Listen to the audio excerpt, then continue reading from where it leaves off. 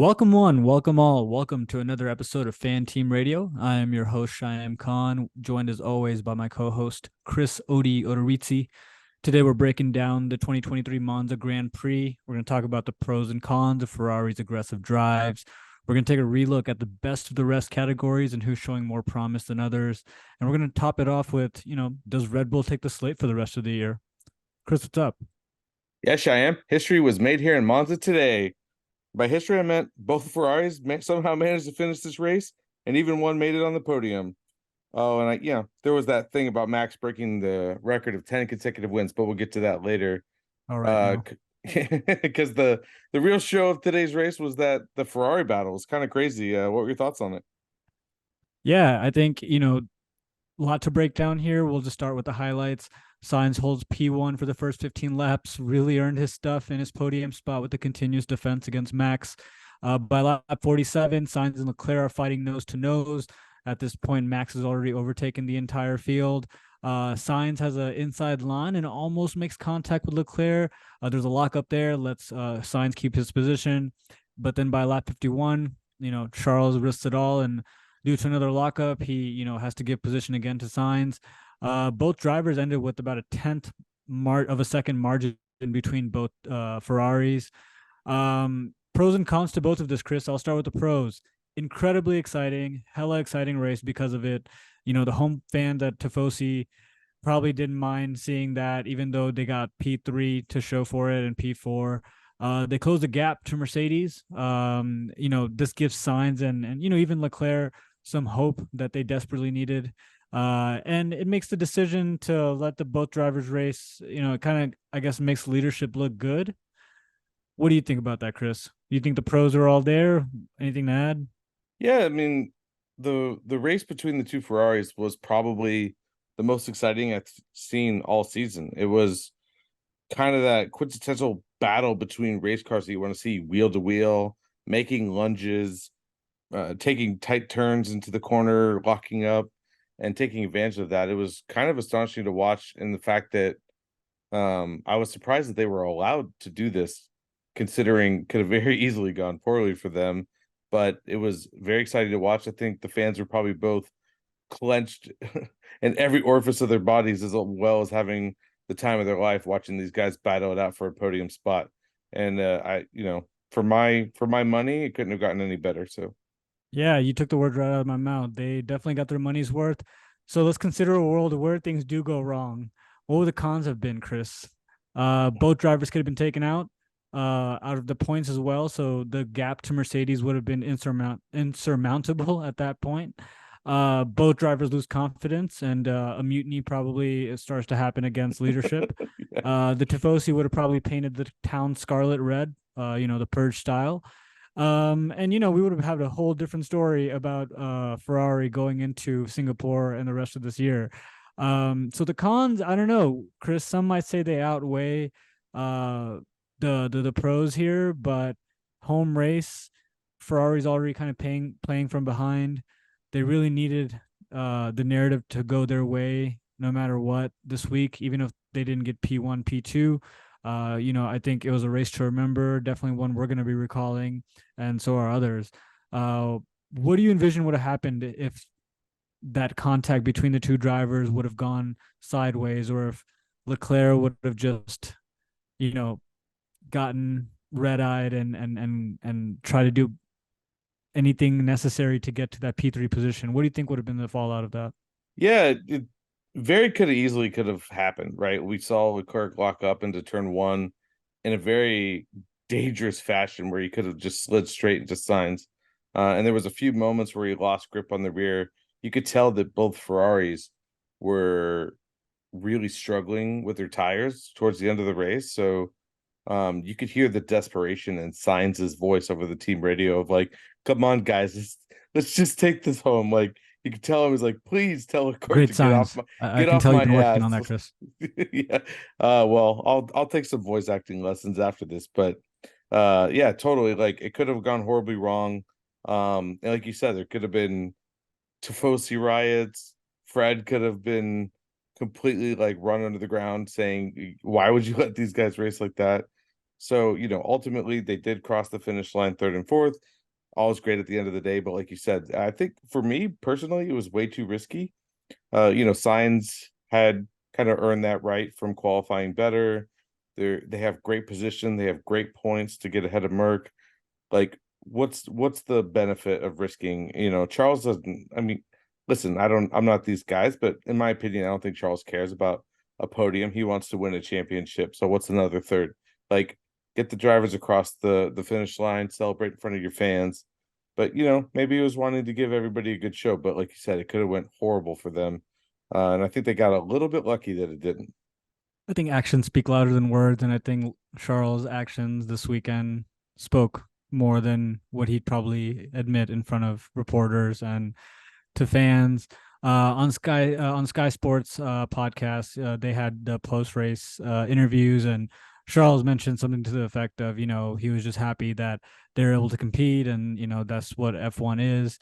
And I guess that's kind of a throwaway comment post race getting P4. I think in his situation getting a P3 at this point in the season, especially considering Ferrari's lack of pace to the Mercedes and at times to Red Bull and at times Mercedes. I think this would have meant a lot for Charles, but it meant just as much to Carlos Sainz. I think he really is starting to cement himself as maybe not just a D2 driver, but someone who's they should really consider for that D1 position, or at least split the difference between the two drivers and really give them both the same amount of treatment. I think that he has absolutely started making a case for himself, not just this race, but over the past couple of races. So, great look for Ferrari this weekend. Even though they weren't able to get P1, P2, at least they didn't crash. Let's turn our pivot our attention to some of the middle of the pack teams. Chris, best of the rest has been up in the air for the entire season. I think it makes sense for us to revisit in the second half of the season how things are starting to look. Hopefully, we have some upswings, we have some downswings. Let's walk into that. So I want to start with who you think is now somewhat the definitive best of the rest. If you were to categorize everyone behind Red Bull and ahead of Aston Martin or McLaren, how would you group that pack together? From a driver perspective or a construction perspective? Let's do both. I mean, I think McLaren is probably going to be your top constructor behind, sort of the top people who you consider the Ferraris, the Red Bulls, Mercedes. McLaren has really showed a huge leap in improvement. I think they still have some issues with their car.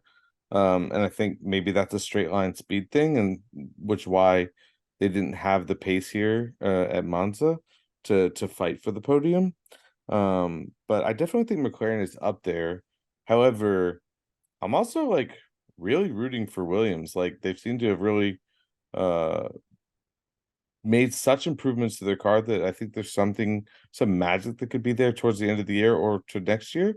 Um, but yeah, like those are the two teams that I really think that have like the chance to cement themselves the best of the rest. Like obviously Aston Martin is kind of up there in the middle, but they're a little too inconsistent these days.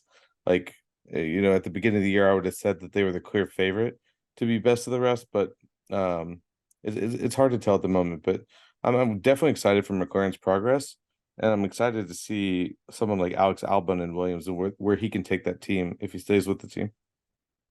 Yeah, I think I agree with you on most of those points. I think it's interesting to see the cars that are using the Mercedes drive shaft and engines really start making progress and really setting themselves apart, because it seems like we're talking about Williams, we're talking about Aston Martin, we're talking about McLaren, we're talking about Mercedes themselves. All four teams are now really bunched up, kind of closer to the front of the pack. At the moment, there's only 45 points difference between Mercedes and McLaren, and 11-point difference between McLaren and Aston Martin. albeit Lance Stroll is the anchor that's holding Aston Martin down. And, considering if that was someone else in a seat, someone that was a little bit more capable, they'd probably be in position with McLaren and probably tied off or even slightly ahead of McLaren. I think that Alex Albon, just by himself, is really showing off the car that James Val and his team has made incredible improvements upon and have really cemented themselves in the middle of the pack this year, past, considerably past Alfa Romeo, past AlphaTauri, past Haas, and, in fighting stance against Aston Martin and potentially McLaren. I don't think they're just there yet to fight with Mercedes and Ferrari, but Albon's been putting his foot down on the pedal in qualifying and really showing his stuff and getting points on the board. And I think we talked about this last episode, Chris. The culture that people like James Vowles and Mike Crack bring to their respective organizations is going to be huge in the coming years. In lap 24, McLaren, there's a contact between Norris as he overtakes Piastri for P7, which, again, like Ferrari, could have had some detrimental effects had it gone sideways. And then in lap 41, Hamilton makes the unfortunate contact with Piastri, which, gives him the 5-second penalty, but Hamilton's able to pull out in front of Albon and still keep his position P6. Piastri would have been in the points had it not been for that contact. So maybe that point difference between Mercedes and McLaren would have been down to maybe, 35 points or so.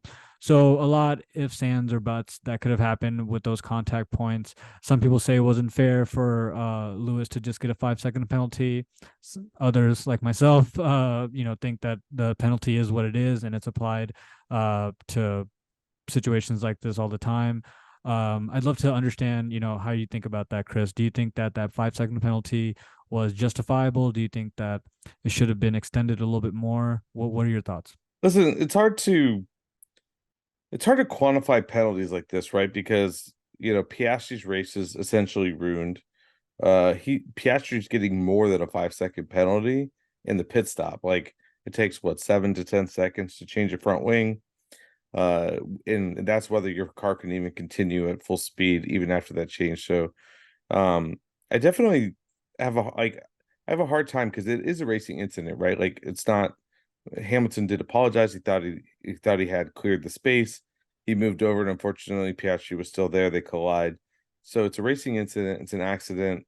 It's not intentional. So, like, doing super harsh penalties is probably not what you want. But you also, listen, I was going to bring this up earlier, but it's like we haven't seen a lap one, turn one incident in a long time. And I'm partly thinking that's because of the cost cap, where like drivers are like terrified of crashing their cars because of what it's going to cost the team, because all those parts go towards the cost cap. So I don't want to de-incentivize good wheel-to-wheel racing and just have massively harsh penalties for things like that, because then people are just going to be way too careful and the races will be much less exciting. It's just a really hard one. I think it's probably fair. But yeah, Piastri's race is ruined and Hamilton keeps going. By the way, and I've said this once before on this podcast, whoever builds Mercedes cars needs to get a massive pay raise because they just never break. I felt like Yeah, his car should have broke the same with Piastri's, and he's just like, boop, keep going. German engineering. Yeah. German engineering. I want to go back real quick to the Albon James Vowles point and the fact that I think that this is a pairing match made in heaven, because you have the experience of James in a massive organization like Mercedes. He knows how this well-oiled 8 constructor championship machine works. He was there with them, watched through that whole process. And then you have Albon, someone who's been at the top team, seeing how Red Bull operates, and he's able to take his experience as a driver and how to manipulate the car, as well as James with his experience in how to build a team and an organization and take this team to the next level. So I definitely think that this pairing can make some magic happen. Because like listen, you had George and Williams before, but he didn't have the experience at a top team. And so he like doesn't know how to give the feedback, how to upgrade the car. He's just a very talented driver.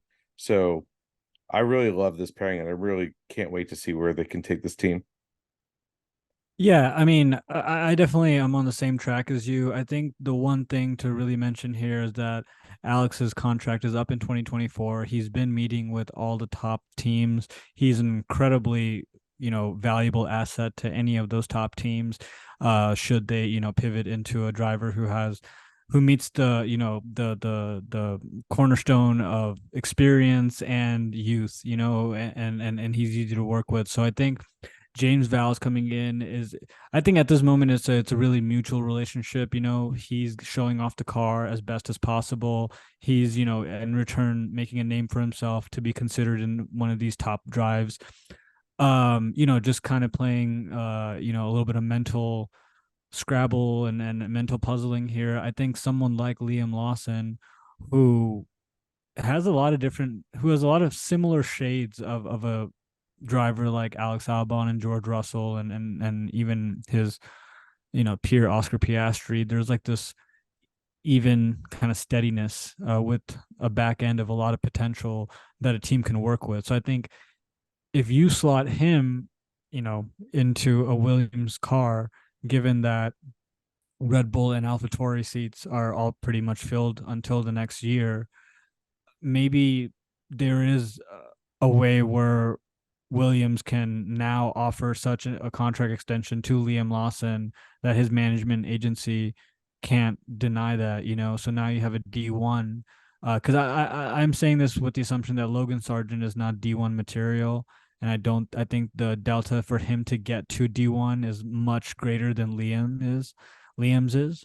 So I think there is a world, just kind of projecting out several years, just considering that Alex is going to be tied up until 2024, that Alex moves into a more prominent team.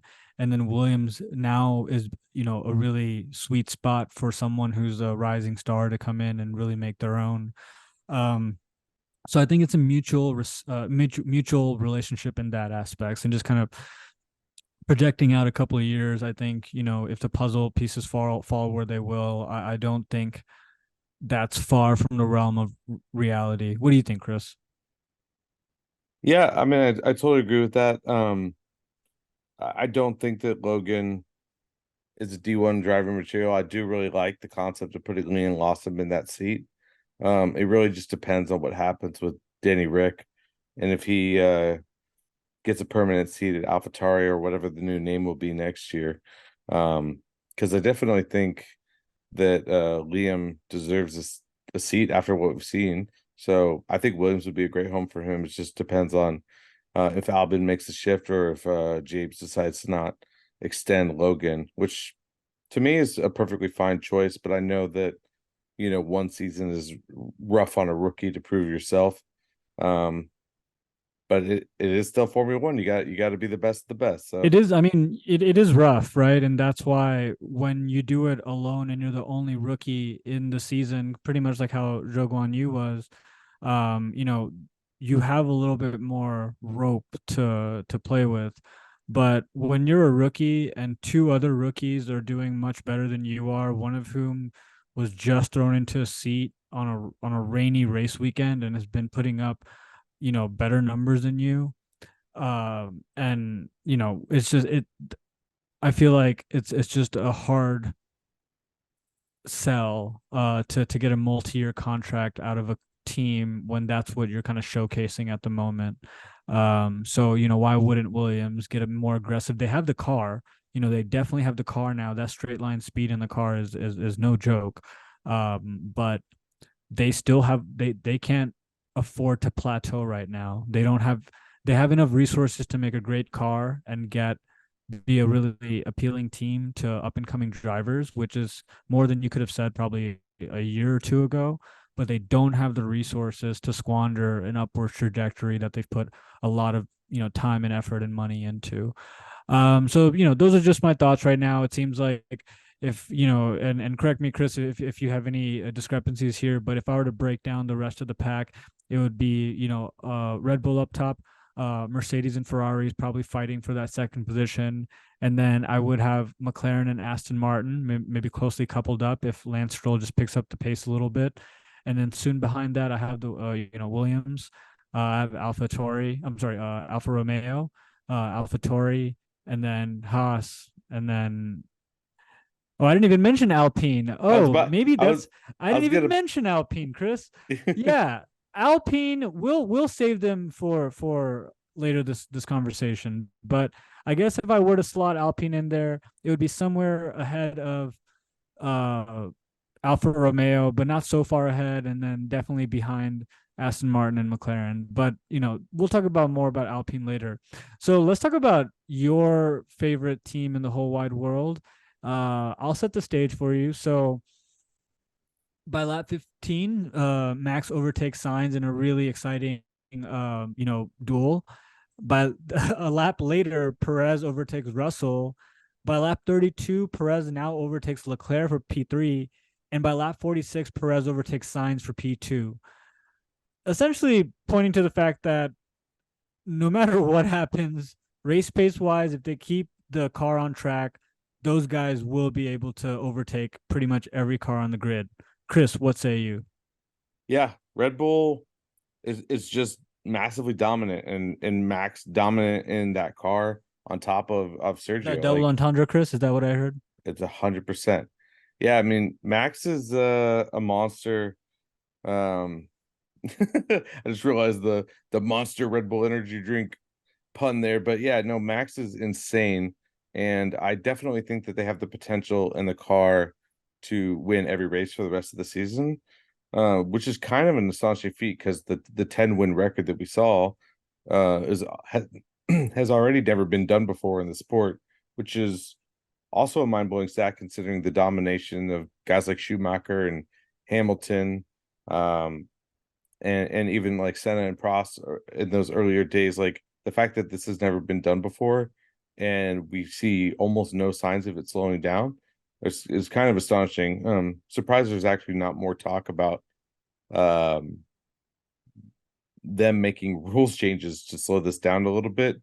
And I think Sergio probably has a lot to do with that because he's not being as dominant. It's not this like 1-2 every single race. But like you said, I definitely think that they have the potential to win the rest of the season. And I was actually kind of surprised that Max was making some of the moves that he did today, like the one overtake he tried to make on let's see, on times on lap 6, and they almost came in contact in turn 1. And he made that funny radio message like, "Oh, that was naughty." And it was kind of actually fun to see him going for a history, but like also like still taking risks and driving on the edge. So definitely well deserved, but like you said, I So, think so what I'm hearing here, Chris, is that Checo Perez is not the D2 driver that Red Bull deserves. He's the D2 driver that they need. he's totally the D2. He's the perfect Red Bull D2 driver. He's a guy that's not going to challenge Max, but he's a guy that can put the car on the podium. It And put can, enough doubts in people's mind to not regulate another change to, yeah, to bring on another change. I see what you're saying there. he's exactly Maybe the Valtteri maybe they're the Bottas. smartest guys in the room. It's them and the Enron guys, smartest Exactly. guys in the room. Yeah, he's in my opinion, he's the Valtteri Bottas of Mercedes, like that, the guy who can win an occasional race, but he's just never going to take it to Lewis, and just like he's never going to take it to Max. Like, they're super fast, super talented, can win races, but at the end of the day, they're never going to challenge for the WDC. That's exactly what they want. And that's exactly what they're getting. Really impressive stuff. 10 wins in a row. I tip my hat off to them. I'm not a Red Bull fan, but I got to give credit where credit's due. It seems like Max is having a fun time with it. If someone would have opened up a money line when George Russell predicted this after the first race of the year, I would have put some stock into that. But again, we're not degenerate gamblers here on Fan Team Radio, so that those are speak just speak for yourself, Shayem. But back to the point about them winning the rest of the season.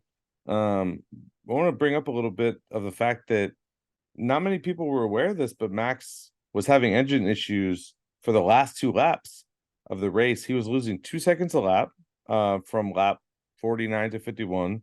Sergio closed the gap from 12.6 seconds to 6 seconds or 5 seconds, whatever it was at the end, because Max had to nurse a car issue.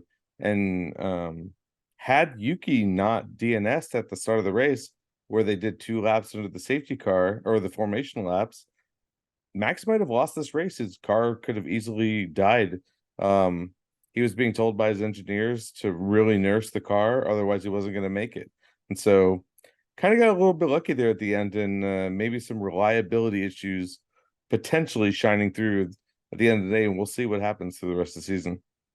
I mean, we got Singapore coming up in 2 weeks, and it's very much also a straight line heavy track where, the fastest cars typically is going to be the one that wins. And it's a even more difficult track than Monza is, technically speaking. So, maybe we'll have to keep a closer eye on Max's car at that point as well, and see if those same kinds of failures show face again. Well, we could talk about this more next when Singapore comes along, but I wasn't even aware that they were taking out multiple chicanes in that track and making a giant straight. Were you aware of that? I was aware of it. I knew that I mean, it makes the entertainment a lot more, heavy. I mean, I'm sure you saw that at Monza this weekend, just especially in this first chicane where Perez seemed to hit that chicane 3 or 4 different times over the course of the race and never got penalized because he always gave the spot back. And at one time also complained to the stewards that Russell pushed him off while he made no attempt to make the turn at the chicane. I think, it just makes for a more streamlined event. I'm sorry, a race, and it just shows the cars' potentials. I think it'll give Ferrari another chance to show their straight line speed, same as Albon and the Williams. And if Logan Sargent can get his shit together, then maybe he'll be able to show the Williams straight lines races. Anyways, typically some of my most favorite races are the straight line heavy tracks that you can just put the pedal to the metal and really see the cars perform. Well, then you're gonna love Vegas. But my my last note on this is that, yeah, so what if you're not a fan of Red Bull? Merc had their domination. Now it's time for the Bulls, baby. Yeah, well, I fucking drafted Travis Kelce #1, and he is questionable now, so I'm having a rough day. That's it. All right, let's pivot to winners, losers, and hot seats. Who you got for your winners this week, Chris?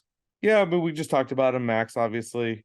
The only added note I'll say is that you look back at history and you see guys like Schumacher winning championships, and these guys go nuts. And Max did something that no other driver has ever done in the history of the sport in his radio messages. Haha, what a lovely drive. It's kind of funny to me that he's just so nonchalant about it. But yeah, again, what a performance. Crazy history maker. I'm excited to see how far he could take it.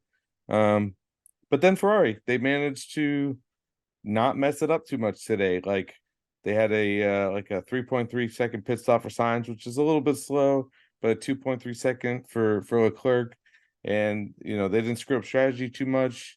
They let their drivers race a little bit, even though it was risky. And they got a podium, and they did it at home in front of the Tifosi, and pretty good race from them overall. Alex Albon, your favorite guy. He's been Mr. Consistent, putting it up there. Another P7, another good points. I'm super happy for that guy. And then I'm just going to throw a little shout out to Valtteri Bottas for finally scoring a point again. And if there's one thing that I want Alfa Romeo to do more than anything, they're 1 point away from Haas. And these guys can't let Haas take them in the Constructors Championship because Haas doesn't do anything. I'd like to see like Bottas and Joe get a couple more points and surpass them. Yeah, I mean, it'd be something to see. I also have Max up in my winner circle. I have Alex up in my winner circle. Really great qualifying and keeping things into points. I have Valtteri also in my winner circle. Just great to see him into points as well. I scoped Ferrari down to Carlos Sainz. I think Carlos Sainz had an absolutely amazing race. Absolutely. I think he was able to show, that he shouldn't be taken for granted by any team. I think he showed that he is on par with Leclerc when it comes to not just straight line speed, but I think Carlos Sainz's defensive mechanisms are some of the most top notch in Formula One and on the grid. You know, second to probably like Lewis and Max and maybe even George at sometimes. Just really great defensive work. You know, he was struggling at the last legs of the race, but he was able to keep his car on track and keep the performance there to manage a battle with Leclerc. Just really good stuff. I think the guy deserves it, especially after he almost got his Audemars Piguet $500,000 watch almost just stolen off of his wrist. Chased the guy down, was able to get it back. So, you know, all around win for my boy Carlos Sainz. I'm gonna also toss in my guy Liam Lawson, who's quickly becoming one of my favorite racers on track. I believe Liam qualified in P12 and then finished up in P11. Just really good stuff. Beat out all of his rookie counterparts and Oscar and Logan. Just you know, again, Mr. Consistent. Is it the best showing from a rookie ever in their first two races? It's not, but it's really steady handed and it's in a car that doesn't really have a whole lot of performance behind it. So again, hats off to Liam Lawson. We talked a little bit about what his future could potentially look like if all the Red Bull and AlphaTauri seats are taken. I do think they're going to give Daniel Ricciardo one more year from now until probably mid next year to show what he's got. I think taking him out of the seat right now would be a really big mistake. I think it would really turn a lot of fans the wrong way because they do love Daniel. But I think Liam's making a case for himself, and I think he deserves a driver's seat somewhere next year on the grid. And I think, you know, if Alex ends up moving over to another team, Williams would be a really good place for him to make a name for himself. 100%. Let's turn over to our losers. Who do you got for your losers this week, Chris? Yeah, I mean, there's a couple people maybe deserving the loser seat, and I know your list is a little longer than mine, but Oscar Piastri just, you know, had a potential for having a pretty good race. He's been up there with Lando throughout the whole season, kind of back and forth. And you know, unfortunately, had that collision with Hamilton. We didn't get to see really how he would have finished today. So you know, I would like to see. I'm a big Piastri fan. I want to see him really take it to the test with Lando, push it to the top teams, and see if he could be that potential future WDC. And he kind of seems to have a little bit of a string of bad luck here and there. He's kind of been bumped into a few times, had some issues, and so I'm ready for him be able to unleash his talent in his car, and hopefully that'll happen soon because I want to see where he can take it. Yeah, unfortunate event for him this weekend with Hamilton running into him. I also have him on my losers circle. I have Yuki Tsunoda. Didn't even get a chance to get onto the grid. His race was over before he even started, caused an entire delay to start another race, which is always annoying. Might have been a I put good thing because if Liam had finished ahead yeah, of him on merit again, it might have looked even worse for him.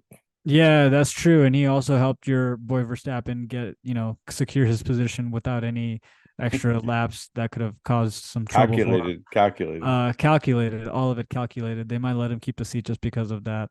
I put Hamilton, you know, in the losers circle this week. I just don't think I don't know if if it was tire strategy or what. I just don't think he was really set up for success, and I just don't think he was incredibly aggressive this race. And just the car's pace wasn't totally there. I can't really put my finger on what it was this week with Hamilton. I think it was both a mixture of the Mercedes putting on, you know, hard tires first and then jumping to medium, or if it was just, you know, Lewis not able to kind of get the most out of the car this week. So I put him in my loser circle. Hopefully he's out of it next week. And then Haas and Alpine, you know, Haas, I think they're pretty much checked out. They should not have extended the contract to both their drivers, especially K Mag, because right now they're pretty much in a content situation where they're going to get paid regardless, and you know they're just going to race to get a position. And then Alpine, you know, uh, stark difference from what we saw last week. I guess again, given that this was a really straight line heavy track, it just exposed some of the flaws that the Alpine car has in situations like that. So maybe they'll bounce back in Singapore, but again, it being a really straight line heavy track. I just don't see it. I think they'll probably end up somewhere in that P10 to P14 position, unfortunately. So Alpine's just been having a really tough go at it, Chris. I know we were going to talk about them a little bit more. What are your thoughts on them? I'd love to hear if you think that they're going to have an upswing at the end of this year, or if they're just going to have moments of, flashes of promise, and then by and large just going to be a sinking team. More of the latter. There's been too many organizational changes um within to sort of have that sort of like honed pairing that like a Williams has with the leadership. I think it's going to take through next year for them to sort of find their footing if they do. Figure out who's going to run the team, what the structure is going to be like, what's going to be the focus on the car, if they're going to focus on the D1 driver, because we talked about this before, and they don't really have a D1 or a D2 driver. They just have two decently capable drivers. They're both very good, but neither one of them are, that top quality. Maybe somebody like Albon needs to be in that team and really take it to the next level. But yeah, I think exactly what happened. I think occasionally we're gonna have a good race. Gasly's gonna get a podium. Esteban's gonna get a podium. But I don't think that's going to be consistent or a regular showing from them there. I think they're going to average out in sort of like the bottom of the midfield, and then track dependent, driver dependent, other situations can make them shine. I do think that they're talented. They have a decent car, but I just don't think that the consistency is going to be there for them. Do you think Mattia coming in, which is all signs kind of point to him becoming the next team principal there? Do you think he's set up for failure? Do you think he's set up for success? Do you think him being there will make a drastic change within a year? How long do you expect? Like, what do you think the effects of having someone like Mattia on the team will have on the team? Like Mattia has amazing engineering experience, and I think like he was a big part of the reason why Ferrari was able to make the sexiest car on the grid that was also super fast championship contender last year. But it really depends on what he's allowed or not allowed to do in the team. What the leadership, if the leadership lets him flourish, lets him make the decisions without a lot of red tape, then I do think that Mattia could come in and make some positive changes and get the car into a really good place to compete and be like right there at the top for like competing for podiums consistently. I'd really like to see that happen. That's my big vote for Alpine. I want Mattia to be there's the TP, and I'd really like to see what happens in that situation. Yeah, I'll get you a Mattia polo, Alpine polo for your birthday. I will absolutely Uh, wear it. all right, let's talk about hot seats. We both have Danny Ricciardo on the hot seats. What puts him there for you, Chris? I mean, it's more like Liam Lawson, like shining. Like Liam almost scored a point in this race, which would have been another crazy instance of a rookie coming in a really peculiar spot and just getting points already. Um, and I think it's not more of Danny screwing up. It's just like, listen, he's got to heal from his injury. We're not really sure how that's going to pan out. If it's anything, like Stroll, maybe he'll come back fast and strong and it'll be fine. Um, but he's got a lot to prove. He's got to get back in the seat, prove that he's healthy and that he's healed, and he's got to also perform better than Liam is. So I definitely think he has all the capability in the world. But right now, it's sort of like a big toss up of what's going to happen. And so I think there's a lot of pressure on him to come back, be healthy, and perform. Yeah, I'm right there with you. I think the shine that Liam is kind of putting on himself is also tainting Danny's future with the team. I'm still in the belief that Ricardo will come back after his hand surgery, which sounds to be a bit more complex than what Lance had to deal with. So recovery will probably be a little bit longer. But I did think that they'll give Ricardo the chance to finish out the rest of this year and probably go into the first half of next year. I think he's going to get a little bit more leeway, just kind of given his circumstances with the team and already pre-established relationships, than what Nick DeVries got. So, so I think there is runway for him still, even though He's coming back from, an injury. Lance Stroll, I said it before, I'll put it here again. I think he was on your hot seat last week, Chris. I don't know what it is. I think he might be checking out of F1 altogether. There might be a situation where he has a mutual agreement with the team to leave, which would be incredibly exciting to see who would be the prospective fill-ins for him. But like I mentioned before, 11 points separate McLaren and Aston Martin right now. Fernando Alonso has been scoring the lion's share of those points. And if the season were to end now, there would be a glaring spotlight on those 11-point difference between Aston Martin and McLaren and Lance Stroll's, kind of hand in all of it. So my hot seat for the week is Danny Ricciardo by virtue of what Liam is doing, and Lance Stroll by virtue of what he's doing to himself. Well, I have potentially some bad news for you, and I think that Lance Stroll, it's a weird. He has such a weird contract deal, right? Lance has never had an official contract with the team. Like, he doesn't get contract extensions. It's kind of a rolling deal, a handshake deal with his daddy. But I did see an article come out the other day that Aston Martin came out and said that Lance's future is established and strong with the team. So it sounds like Stroll will be in that seat for the time comes for the Again, future. I think actions speak louder than words Yeah, in situations like this. So whatever they say, and you take it for face value. But once upon a time, Oscar Piastri also was going to drive for Alpine. So things can take a turn for the worst for certain people, but which also means the best for others. listen, Uh, Lance seems like a good kid, a nice guy. He definitely doesn't belong in F1 anymore. Hopefully, just hopefully we can see a different driver in there. Especially like listen, if we were last year and a guy like Seb couldn't even take the car up into a podium, then you probably wouldn't be talking as much about it. But they have a good car. Alonso's been able to stick it up there. I definitely think it's time, and both you and I agree with that. It's just, I think it's going to be his decision and not otherwise. yeah, and hopefully that decision is encouraged a little bit by others on the team and board members at Aston Martin that has his father's ear. But more on that as the season transpires. Let's talk a little bit off track, Chris. We haven't really had a chance to talk about the Mercedes driver contract extensions. Both Lewis and George are signed through 2025, I believe. And then we'll have to renegotiate in 2026 when the new rules come into place. I'm happy. I'm happy as can be, if you can tell from my voice. Sound I just wish excited. the car was there.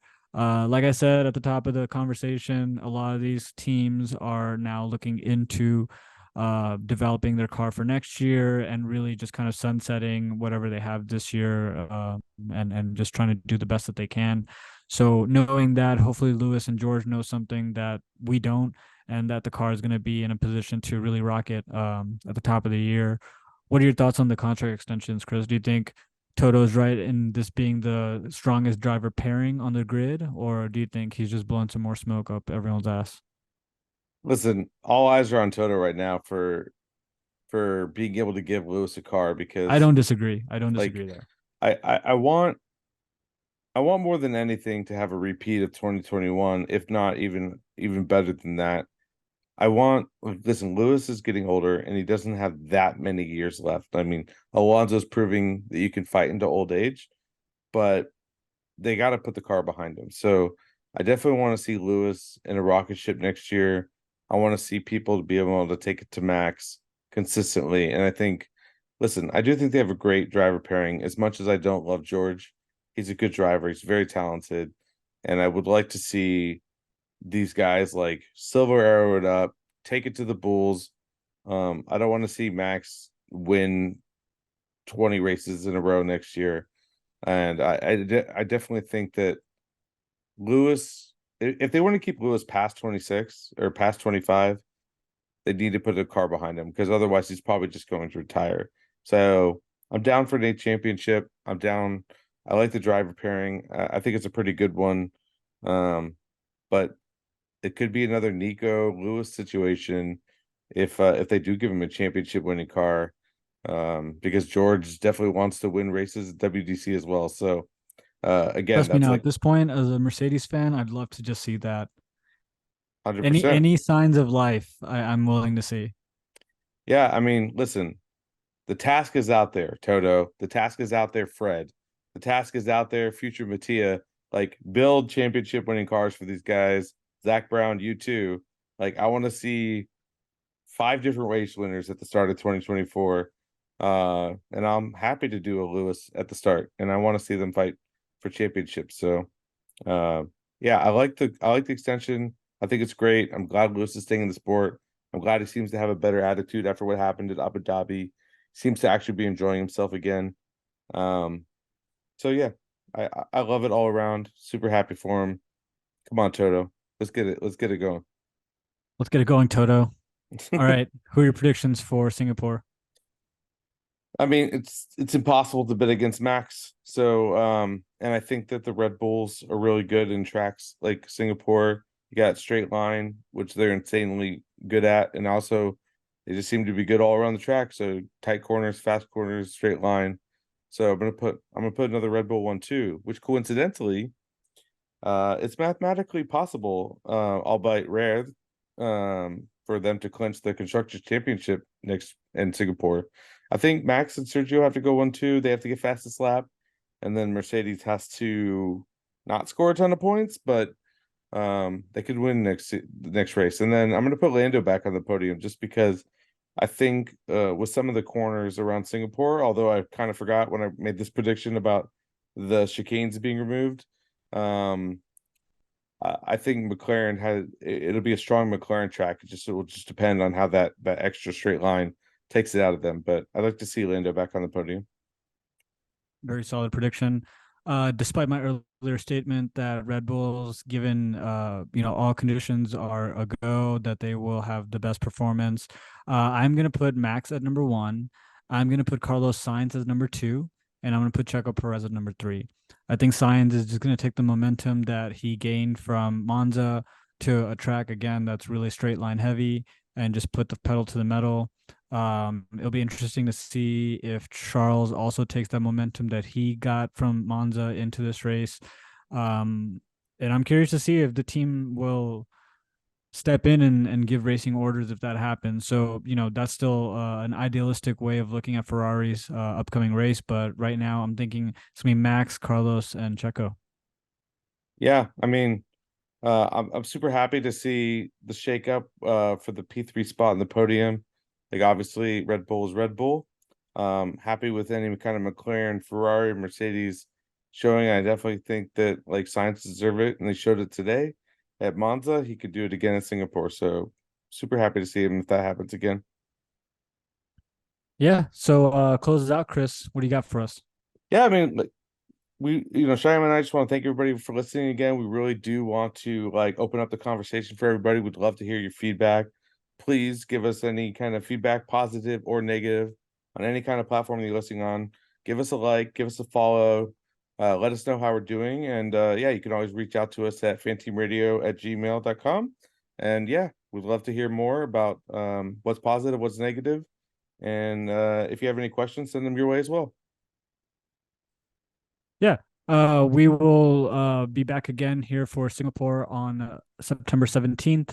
We'll break down the recap of that race and all the exciting fallouts of whatever happens there.